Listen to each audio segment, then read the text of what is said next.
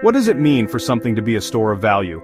Think of a piggy bank. You save your hard-earned money today, hoping it will buy you something of similar worth in the future. A store of value is simply a way to preserve your purchasing power over time. Throughout history, people have searched for assets that don't decay, can't be easily created, and are widely accepted as valuable. A good store of value is like a battery for wealth. It holds its charge with minimal leakage.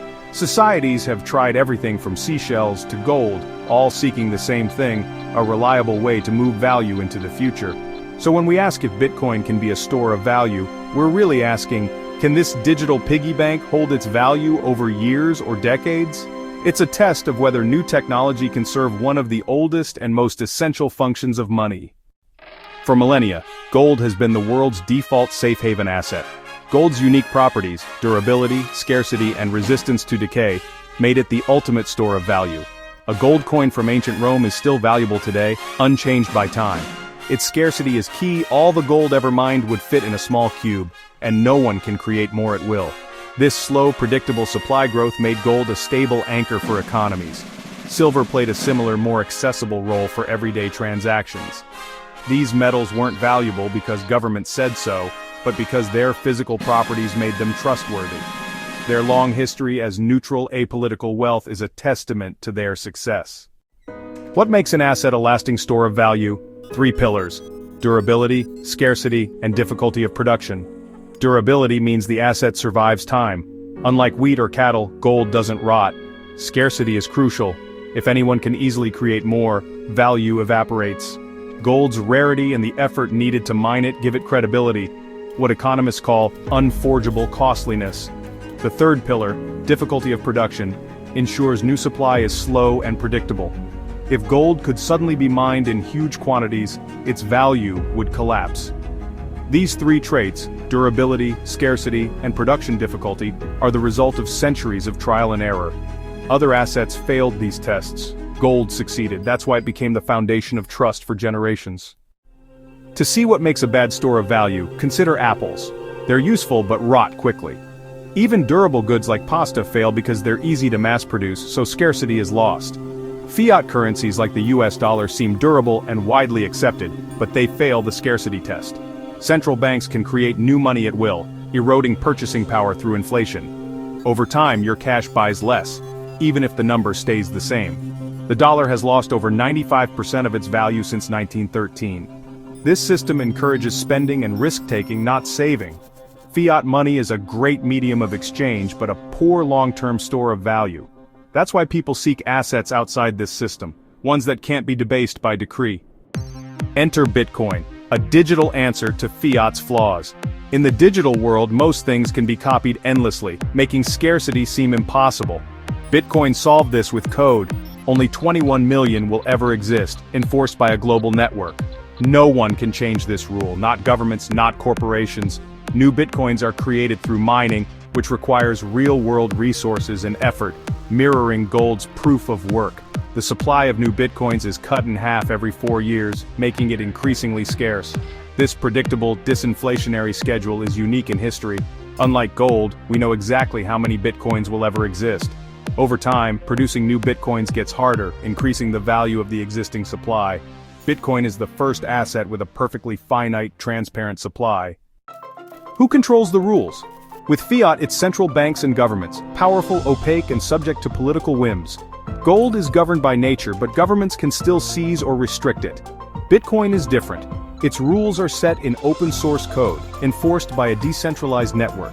Changing Bitcoin's core rules requires overwhelming global consensus. No single person or group can dictate terms. This makes Bitcoin resilient to censorship and political pressure. Your Bitcoin can't be seized without your private keys. Transactions can't be censored. It's a system of rules, not rulers. This decentralized governance gives individuals unprecedented financial sovereignty. For those in unstable or oppressive regimes, Bitcoin offers a lifeline outside centralized control. Trust is placed in math and code, not infallible institutions. To become true money, an asset needs more than just value storage. It must be fungible, portable, and divisible. Fungibility means each unit is interchangeable. Gold and cash excel here, but Bitcoin's public ledger can taint coins, though privacy tech is improving this. Portability is where Bitcoin shines. You can move millions globally with a USB drive or a memorized phrase. Gold is heavy and hard to transport. Fiat is digital but restricted by banks and borders. Divisibility is another Bitcoin strength. One Bitcoin splits into 100 million satoshis, enabling both micro and massive payments. Gold is hard to divide for small purchases. Fiat is easily split, but Bitcoin's flexibility is unmatched. While fungibility is a work in progress, Bitcoin's portability and divisibility are revolutionary. These traits give it strong potential to evolve from a store of value to a full-fledged form of money. Its design addresses the limitations of traditional assets. Money evolves in stages, first as a collectible, then a store of value, then a medium of exchange, and finally, a unit of account. Bitcoin began as a curiosity for technologists, then gained traction as a store of value. Today it's volatile, but more people are using it to protect wealth from inflation and currency debasement. As adoption grows, its price should stabilize, paving the way for broader use in transactions. Technologies like the Lightning Network aim to make small payments practical. The final stage, pricing everything in Bitcoin, is still far off, and requires a major societal shift. Bitcoin's journey is ongoing, and its volatility reflects an asset in the process of being monetized. Its evolution is a natural if messy process. Bitcoin's biggest criticism is its wild price swings, hardly ideal for a stable store of value. This volatility is due to its youth and ongoing price discovery. As adoption grows, swings should lessen.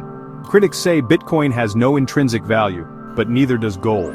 Both derive value from scarcity, durability, and social consensus. Bitcoin's correlation with risky assets during market stress challenges its safe haven narrative. In some countries, it's acted as a hedge against currency collapse, but its global role is still debated. Its market is small compared to gold, so big trades move the price dramatically. While not yet a stable safe haven, Bitcoin's resilience through multiple crashes shows staying power. Its future as a store of value depends on overcoming these challenges. Critics liken Bitcoin to tulip mania or Beanie Babies, speculative bubbles doomed to burst. But these comparisons miss the point. Tulips and toys rot or can be mass-produced, failing every test of a good monetary asset. Bitcoin is durable, scarce, divisible, portable, and decentralized, fundamentally different from past manias. Like the internet in the 1990s, Bitcoin's price is volatile, but the underlying technology is transformative. It's survived multiple crashes, each time returning stronger with a larger user base. Boom and bust cycles are normal for new technologies. Dismissing Bitcoin as a bubble ignores its technological breakthrough and growing adoption. Its resilience suggests something deeper is at work. Is Bitcoin a legitimate store of value? The answer is evolving. For long-term savers willing to accept volatility, it offers a hedge against fiat debasement and government overreach. For those needing short-term stability, gold remains the safer bet. Bitcoin is best seen as an emerging store of value, high potential but still maturing. As the world digitizes, a native digital store of value makes sense, and Bitcoin leads this shift. Its success depends on overcoming volatility and building social consensus. Ultimately, the market, not pundits, will decide Bitcoin's fate. Whatever happens, Bitcoin has sparked a global conversation about the nature of money that's here to stay.